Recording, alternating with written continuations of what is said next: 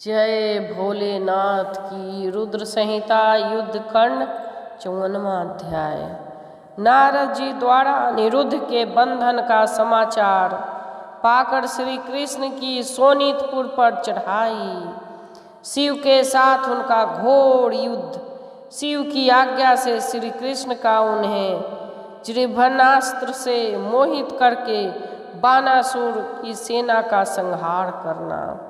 व्यास जी बोले, हे मुनि श्रेष्ठ, कुंभार की पुत्री चित्रलेखा द्वारा अपने पौत्र अनिरुद्ध का हरण कर लिए जाने पर श्री कृष्ण ने क्या किया, उसे कहिए। सन्नत कुमार बोले, हे मुनि सत्तम, अनिरुद्ध के चले जाने पर उन स्त्रियों के रोने के शब्द को सुनकर श्री कृष्ण बहुत दुख हुआ। अनिरुद्ध को बिना देखे उनके बंधुओं तथा श्री कृष्ण को शोक करते हुए वर्ष काल के 4 मास बीत गए। तब नारद जी से उनकी वार्ता तथा उनके बंधन का समाचार सुनकर सब यादव गण तथा श्री कृष्ण जी अति दुखी हुए। उस संपूर्ण वृत्तांत को सुनकर श्री कृष्ण उसी समय आदर पूर्वक गरुड़ को बुलाकर युद्ध के लिए सोनीतपुर को गए। उस समय प्रद्युम्न, युधान, सांब, सारण, नंद, उपनंद, भद्र, बलराम तथा कृष्ण के अनुवर्ती सब लोग चले। 12 छौनी सेना के साथ श्रेष्ठ यादव ने चारों ओर से बानासुर के नगर को घेर लिया। नगर उद्यान, प्राकार, अटारी, गोपुर आदि को विध्वस्त होता हुआ देखकर क्रोध से व्याप्त वह बानासुर भी उतनी ही सेना के साथ निकल पड़ा। बानासुर की रक्षा करने के लिए भगवान सदाशिव नंदी वृषभ पर सवार होकर अपने पुत्र तथा परमथ गणों के साथ युद्ध करने के लिए गए। वहाँ बानासुर के रक्षक रुद्र आदि से श्री कृष्ण आदि का अद्भुत रोमांचकारी तथा भयंकर युद्ध हुआ। कृष्ण के साथ शिव जी का, प्रद्युम्न के साथ कार्तिकेय का एवं कुष्मांड और उपकर्ण के साथ बलराम का परस्पर द्वंद्व युद्ध होने लगा। सांब का बानासुर के पुत्र के साथ, सात्विक का बानासुर के साथ, गरुड़ का नंदी के साथ और अन्य लोगों के साथ युद्ध होने लगा। उस समय ब्रह्मा आदि देवता, मुनि, सिद्ध, चारण, गंधर्व तथा अप्सराएं अपने वाहनों तथा विमानों से युद्ध देखने के लिए आए। हे विपेंद्र, विविध आकार वाले रेवती आदि परमथों के साथ उन यदुवंशियों का बड़ा भयानक युद्ध हुआ। भाई बलराम तथा बुद्धिमान प्रद्युम्न के सहित श्री कृष्ण ने परमथ गणों के साथ घोर भयानक युद्ध किया। वहाँ अग्नि, यम, वरुण आदि देवता के साथ विमुख, त्रिपाद, ज्वर और गु का युद्ध हुआ। विविध आकार वाले परमथों के साथ उन यादवों का विकट, भयंकर तथा रोम हर्षण युद्ध होने लगा। बहुत सी विभीषिकाओं से, कोटड़ियों से या निर्लज प्रबल स्त्रियों से पास से युद्ध होने लगा। तब श्री कृष्ण जी ने शिव जी के भूत, परमथ तथा गुहक आदि अनुचरों को अपने सर्क धनुष से छोड़े हुए तीक्ष्ण अग्रभाग वाले बाणों से पीड़ित किया। इस प्रकार युद्ध के उत्साही प्रद्युम्न आदि वीर भी शत्रु की सेना का नाश करते हुए महाभयंकर युद्ध करने लगे। तब अपनी सेना को नष्ट होते देखकर शिव जी ने उसे सहन न करते हुए महान क्रोध किया और भयंकर गर्जन किया। यह सुनकर शिव जी के गण गरजने लगे तथा शिव जी के तेज से तेजस्वी हुए वे शत्रु योद्धाओं को नष्ट करते हुए युद्ध करने लगे। श्री कृष्ण शार्क धनुष पर नाना प्रकार के अस्त्रों को रखकर शिव जी के ऊपर प्रहार किया। वह विस्मित न होते हुए महादेव जी ने प्रत्यक्ष रूप से अस्त्रों का शांत कर दिया। शिव जी ने ब्रह्म अस्त्र से, व्यास्त्र को पर्वतास्त्र से तथा नारायण के अग्नि अस्त्र को अपने पर्यंत्र शांत कर दिया। प्रत्येक योद्धा से जीती हुई श्री कृष्ण जी की सेना भागने लगी। हे व्यास जी, वह सेना शिव के संपूर्ण तेज के कारण युद्ध में न रुक सकी। हे मुने, अपनी सेना के पलायन करने पर परम तपस्वी श्री कृष्ण ने वरुण देवता संबंधी अपने शीतल नामक ज्वर को छोड़ा।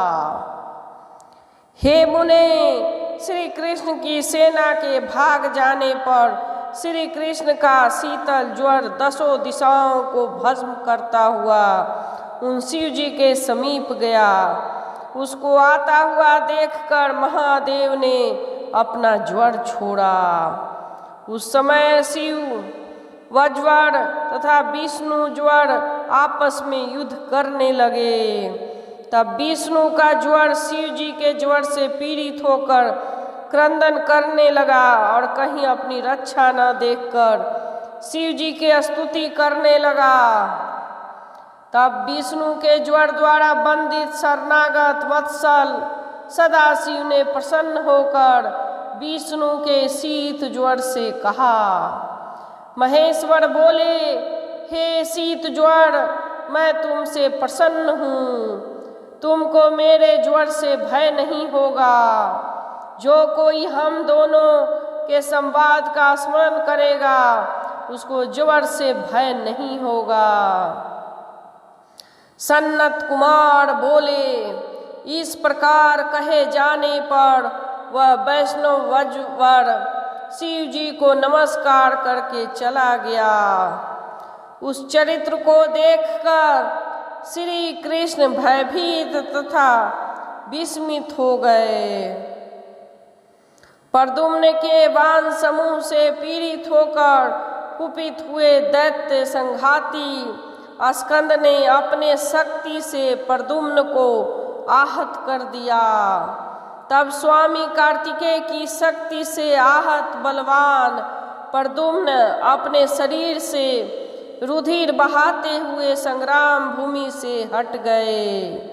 कुंभांड और कुंभकर्ण के द्वारा अनेक अस्त्रों से आहत किए गए बलि बलभद्र भी युद्ध में स्थिर न रह सके और भाग गए।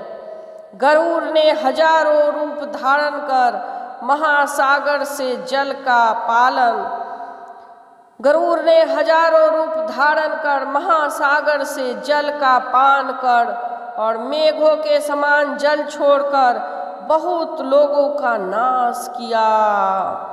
तब शिव जी के वाहन बलवान वृषभ ने कुपित होकर उन गरुड़ को बड़े वेग से शीघ्रता पूर्वक सिंहों द्वारा विदर्न कर दिया।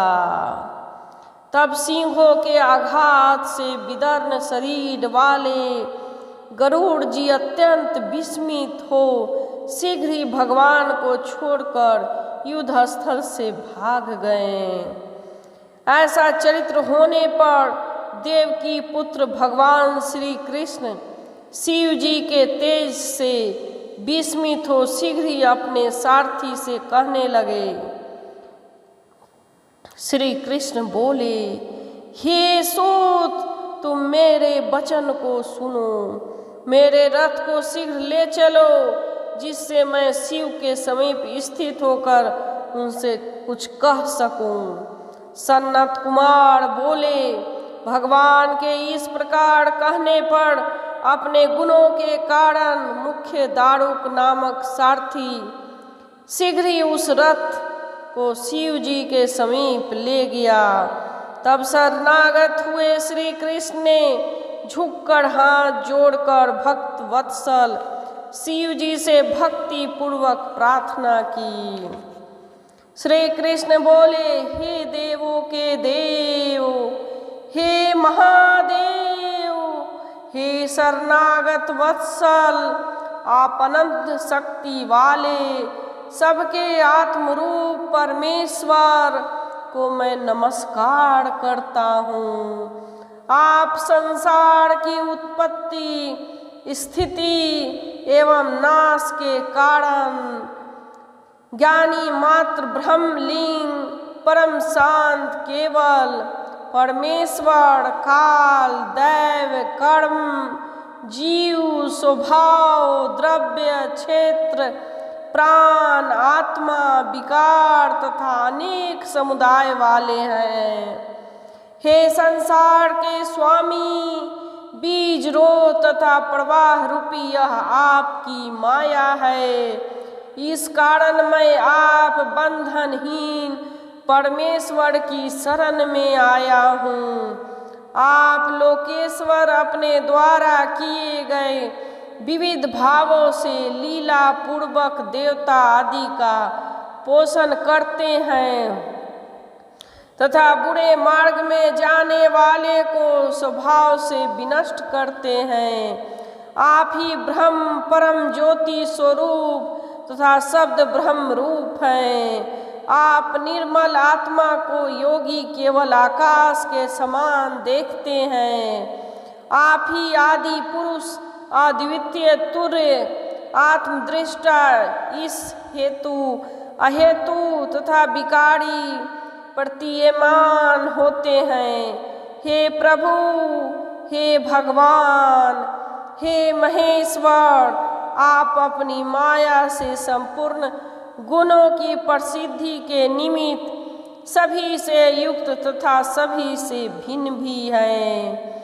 हे प्रभु, जिस प्रकार सूर्य छाया रूपों का तिरस्कार करके अपनी कांति से प्रकाश करता है, उसी दिव्य नेत्र वाले आप सर्वत्र प्रकाश कर रहे हैं। हे विभो, हे भूमन, हे गिरीश, आप गुणों के बिना ढके हुए भी अपने गुणों से समस्त गुणों को दीपक के समान प्रकाशित करते हैं। हे शंकर, आपकी माया से मोहित बुद्धि वाले पुत्र स्त्री गृह आदि में आसक्त होकर पाप समुद्र में डूबते उतरते रहते हैं। जो अजितेंद्रिय पुरुष प्रारब्धवश इस मनुष्य जन्म को प्राप्त कर आपके चरणों में प्रेम नहीं करता, वह शोक करने योग्य तथा आत्मवंचक है। हे भगवान, मैं आपकी आज्ञा से वानासुर की भुजाओं को काटने के लिए आया हूँ। अभिमान के नाश करने वाले आपने ही इस गर्वित बानासुर को शाप दिया है। हे देव, आप संग्राम भूमि से लौट जाइए, जिससे आपका शाप व्यर्थ न हो। हे प्रभु, आप मुझे बानासुर के हाथ काटने की आज्ञा दीजिए। सनत कुमार जी बोले, हे मुनीश्वर, श्री कृष्ण की इस वचन को सुनकर महेश्वर शिव जी ने श्री कृष्ण की स्तुति से प्रसन्नचित होकर कहा। महेश्वर बोले, हे तात, आपने सत्य कहा। मैंने दैत्यराज को शाप दिया है। आप मेरी आज्ञा से वानासुर की भुजाओं को काटने के लिए आए हैं। हे रमानाथ, हे हरे, मैं क्या करूं? मैं सदा भक्तों के अधीन हूँ।